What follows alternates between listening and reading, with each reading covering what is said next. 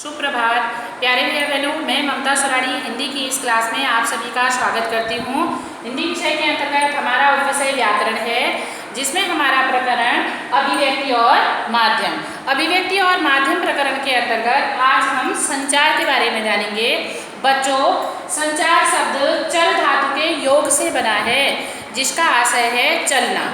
सामान्य शब्दांश में यदि इसको परिभाषित करके देखा जाए तो सूचनाओं का एक स्थान से दूसरे स्थान तक जाना संचार कहलाता है, यानी सूचनाओं का क्या आदान प्रदान। परिभाषा की दृष्टि से यदि इसे देखा जाए तो जब दो या दो से अधिक व्यक्तियों के बीच सूचनाओं, विचारों और भावनाओं का आदान प्रदान होता है तो वह संचार कहलाता है। संचार विचारों की, अनुभवों की क्या है, साझेदारी भी है।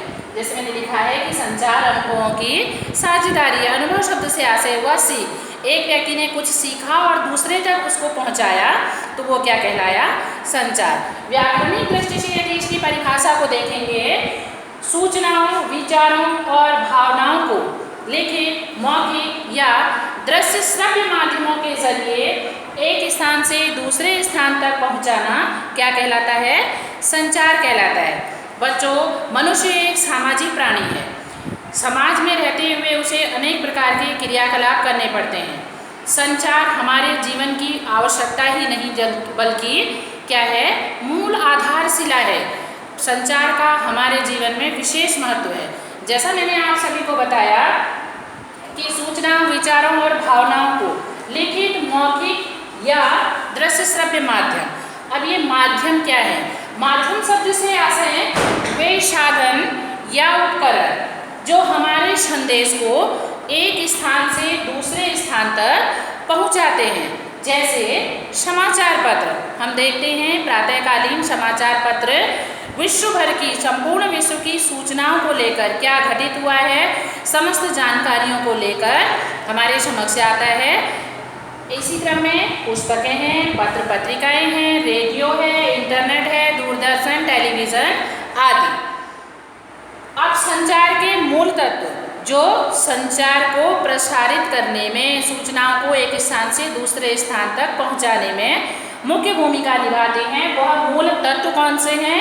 नंबर 1 पहला है स्रोत अथवा संचारक।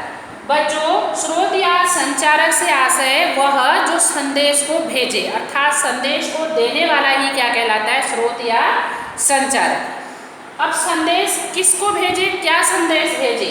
दूसरे क्रम में आया संदेश, जिसे संचारक ने तैयार किया। वह संदेश जिसे एनकोडिंग या भाषाबद्ध करना अथवा कूटीकरण करना भी कहा जाता है। ऐसे ही तीसरे क्रम में अब संचारक ने संदेश बनाया। कौन सा संदेश बनाया और किस माध्यम से उसको भेजा? डिकोडिंग या भाषा ग्रहण करना अथवा कूट वाचन भी इसको कहा जाता है। अब वह माध्यम, जो माध्यम लिया, जिस माध्यम, जैसे मैंने बताया कि समाचार पत्र, पुस्तकें, पत्र पत्रिकाएं, रेडियो, टेलीविज़न, मोबाइल फ़ोन आदि आदि, तो ऐसे ही जिस माध्यम का उसने सहारा लिया और कहाँ तक पहुँचाया उसको, प्राप्तकर्ता तक। प्राप्तकर्ता जो उसको रिसीव करेगा, रिसीवर। संदेश को समझना, इसका कार्य क्या होता है, संदेश को समझना तथा उस पर प्रतिक्रिया करना।